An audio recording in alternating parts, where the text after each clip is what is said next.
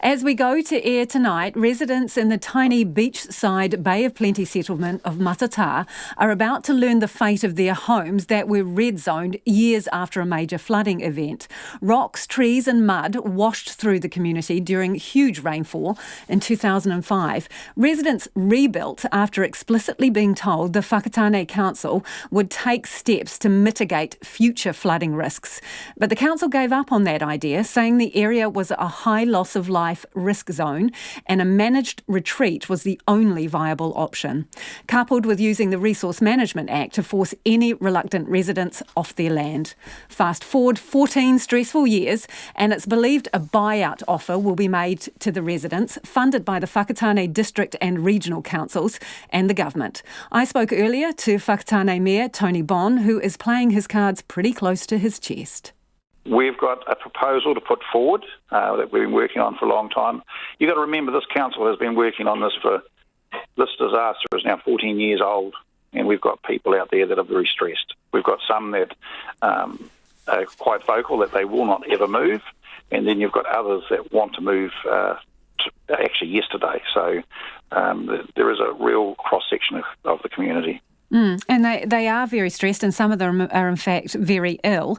So the offer you have for them, is it a buyout of some nature? It's along those lines. It's one thing that these people have gone through a lot of stress, as you know, and I think you've interviewed a number of them, and it's really important for us to talk to them first. And I believe that we've got to look after our ratepayers in that area. This council has been working on this for a long time. It's taken a very long time to get to this stage, and we've been had an application into central government and the regional council to be partners. So tonight we will actually have the three bodies there, so that we can actually go through what is going to happen.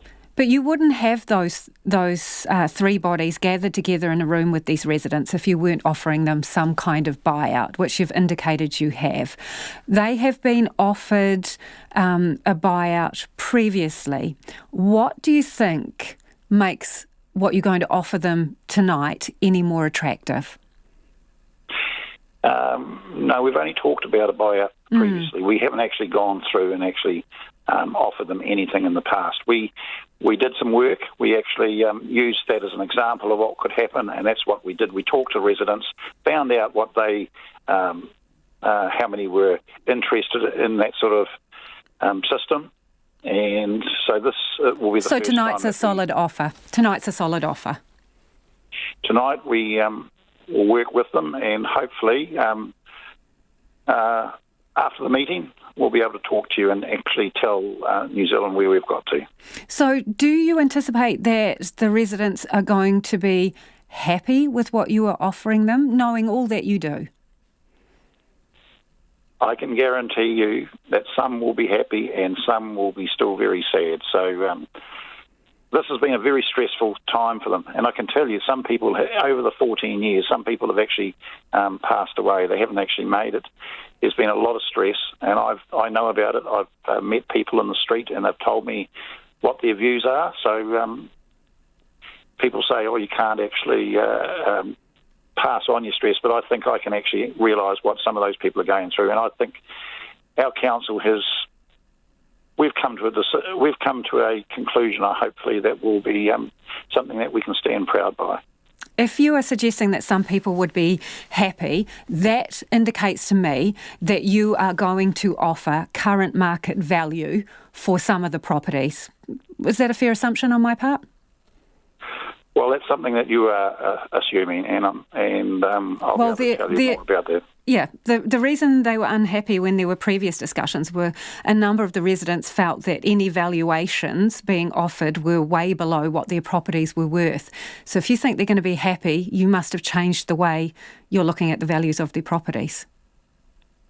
Have you? Well, no, we're going along.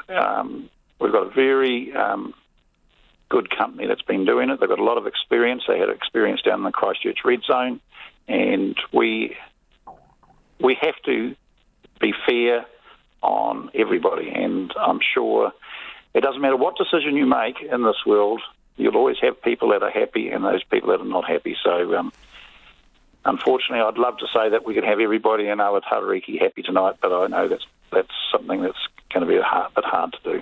Okay, so what about residents who don't want to leave and refuse to leave? What's the council going to do about them? Well, there's a process, and as you know, there's already a process started about rezoning that land, and that'll carry on. That'll take a few years. They have their rights to be heard, and then a decision will be made by commissioners, and then obviously will go to the Environment Court. So that will then sit with the Regional Council, but that is a long way off at the moment. But it's your intention to push ahead with provisions that would allow for residents who refuse to leave to be evicted, in essence? Our council has made a decision to rezone that land, yes. So you are progressing with moves to forcibly remove them if they don't wish to go? No. Look, if you zone it so the land can't be used and it's uninhabitable, that is the end result, isn't it? That they would have to move. That could be the end result, or that could be the end result. That may be the result that they'll never be able to build, or anybody else move into that property. I'm not sure. I'm not the expert there.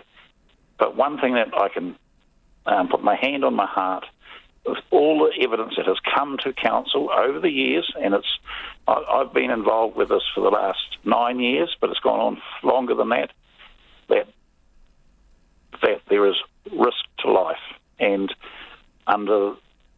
if we don't take action because there's risk to life, who will be responsible if people die in that community? And that will be whoever is the elected members at the time. Why didn't you recognise the risk when it first presented itself? Because this, as you have pointed out, is more than a decades-long issue, and these people were allowed to move back, to rebuild, to invest, and now we find ourselves in this situation. Could you, the council, have handled this better? They could have handled it better, but at the time, all the evidence was saying that they could build a retention dam. The Prime Minister of the day was Helen Clark. She came in, she vowed, like many politicians do when there's a disaster, that we'll fix it. We had every intention of fixing it, and it wasn't till, I think, 2012 that it was the experts that were working on it said, hey, don't spend any more money on this, it's impossible. And so we had to then relook at it. Look, in that time, because there was a good... So what, you couldn't have done this any better, or you could have? Which is it? Well, it started before my time. I would say I'm not going to blame the previous council. I actually think that at the time, when you're on council, you elected members, you do go and get advice. You go and get advice from, and they were the top engineers that were around, and we listened to the community about all the alternatives. We've looked at those, and they've all come back saying, no, they're not viable. And even today, people say, why can't we have an early warning system? I personally thought, I put my hand up and said, why can't they have an early warning system? But then you've got experts that are telling you, no, it's impossible because debris flows come so fast. So is the government kicking into the pot? I went public last year, and at not this year's local government conference, last year's one, and I actually indicated I wanted 80% of the government. Well, obviously that's not the case. The Minister of Local Government, she has come back and she put a formula on the table, and we've been working with the community on that for a couple of years now, and that is 1/3, 1/3, 1/3. So that's Whakatane Mayor Tony Bonne, and we'll bring you any updates from the meeting during the show, and after 6 we'll speak to our reporter Andrew McRae live from Matata.